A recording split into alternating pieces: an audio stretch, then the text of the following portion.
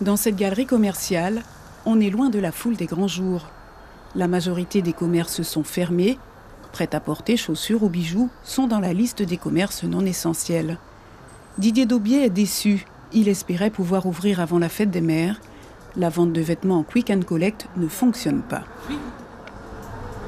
Je ne laisse pas l'accès aux cabines, puisqu'on nous a interdit avec un grand I d'ouvrir. Voilà. Sans connaissance de l'activité des commerçants du prêt-à-porter, des commerçants qui vendent des chaussures, qui vendent du matériel de sport. On n'est pas plus idiots que des autres.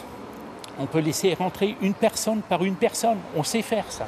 Didier Daubier a perdu 70% de son chiffre d'affaires depuis le début de la crise sanitaire. Trop c'est trop. Après 10 ans, il a décidé de vendre son affaire. Damien Burette, lui, n'en est pas encore là.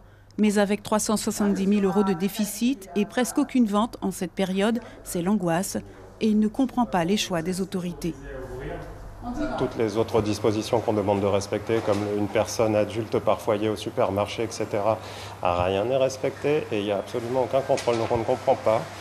Je suis ravi pour ceux qui peuvent ouvrir, tant mieux, je suis très content. Maintenant, j'aimerais qu'on m'explique la logique de la chose. À chaque fois qu'on prend une décision, normalement, il y a un fondement, il y a une raison logique, etc.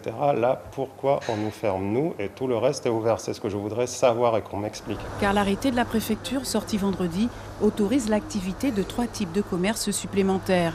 Ceux vendant des objets de puériculture, des produits d'entretien et des articles de toilette et d'hygiène. Nathalie Nouchaïa-Vernet a donc pu rouvrir sa parfumerie, une ouverture au goût amer. Son groupement s'est battu pour l'ensemble des commerçants.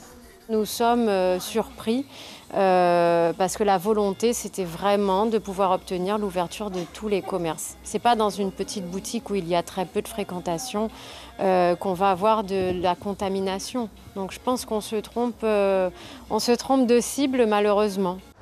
Tous les chefs d'entreprise ont encore espoir de pouvoir ouvrir cette semaine.